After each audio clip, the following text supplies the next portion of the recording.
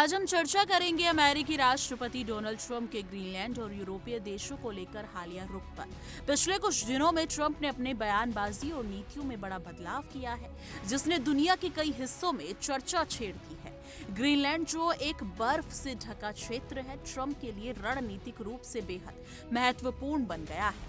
उन्होंने पहले इसे हासिल करने की इच्छा जताई थी, लेकिन ये भी साफ किया कि इसके लिए वो किसी प्रकार की सैन्य कार्रवाई नहीं करेंगे। उन्होंने कहा कि ग्रीनलैंड भले ही बर्फ का एक ठंडा टुकड़ा हो, लेकिन वैश्विक शांति और सुरक्षा के लिहाज से इसकी अहमियत बहुत ज्यादा है। उनका ये रुख ये दर्शाता है कि अमेरिका कूटनीति और सहयोग को प्राथमिकता देने की ओर बढ़ रहा है, न कि बल प्रयोग की ओर।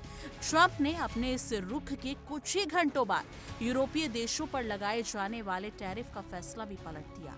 उन्होंने social media platform truth social पर लिखा कि नाटो प्रमुख मार्क रट के साथ हुई उनकी बैठक बहुत ही उत्पादक रही। इस बैठक में ग्रीनलैंड और पूरे आर्कटिक क्षेत्र को लेकर एक भविष्य की डील का फ्रेमवर्क तैयार किया गया, जो अमेरिका और उसके नाटो सहयोगियों दोनों के लिए लाभकारी साबित होगा।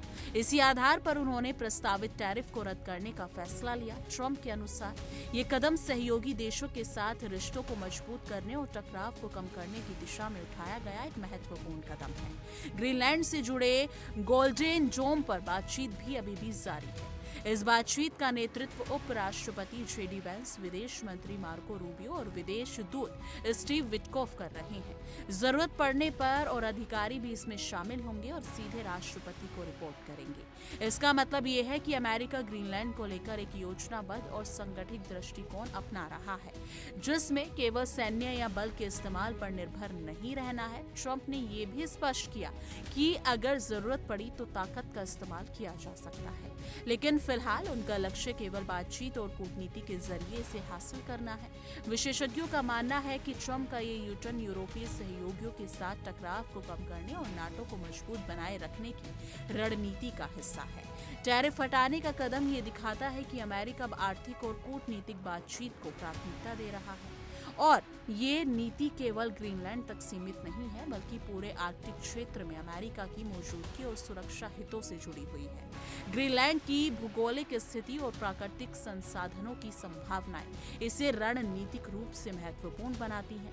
इसलिए अमेरिका इसे हासिल करने की रुचि रखता है, लेकिन फिलहाल बल के इस्तेमाल की कोई योजना नहीं है। यानी कि कुल मिलाकर ये स्पष्ट होता है कि ट्रंप की हालिया योजनाएं अमेरिका की नीतियों में बदलाव को दर्शाती हैं। ग्रीनलैंड को लेकर उनका आक्रामक रुख अब नरम पर पहुंच गया है, यानी कि नरम रुख वो अपना रहे हैं। यूरोपीय देशों पर लगाए जाने वाले टैरिफ को हटाया गया है और सैन्य विकल्पों से दूरी बनाई गई है। ये कदम ये संकेत देता है कि अमेरिका सहयोग, कूटनीति और रणनीतिक बातचीत पर जोर देगा।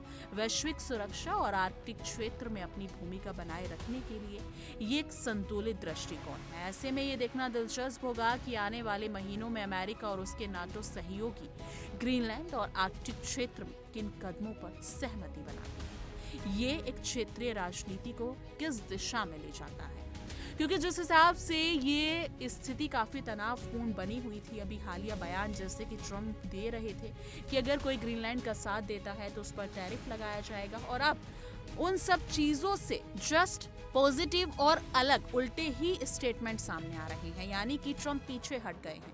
तो दोस्तों, ये पूरी रिपोर्ट अमेरिकी राष्ट्रपति डोनाल्ड ट्रंप के ग्रीनलैंड और यूरोपीय सहयोगियों से जुड़ी रणनीति पर थी। ये खबर हमें ये समझने पर मजबूर करती है कि वैश्विक राजनीति में बदलाव कैसे और अचानक रणनीतिक रूप ले लेते हैं, क्योंकि ट्रंप ने हाल ही में कुछ और बयान दिए थे और अब वो अपने ही बयानों से पलटते नजर आ रहे हैं। तो इन सब को देखते हुए आप क्या सोचते हैं और आपकी क्या राय है?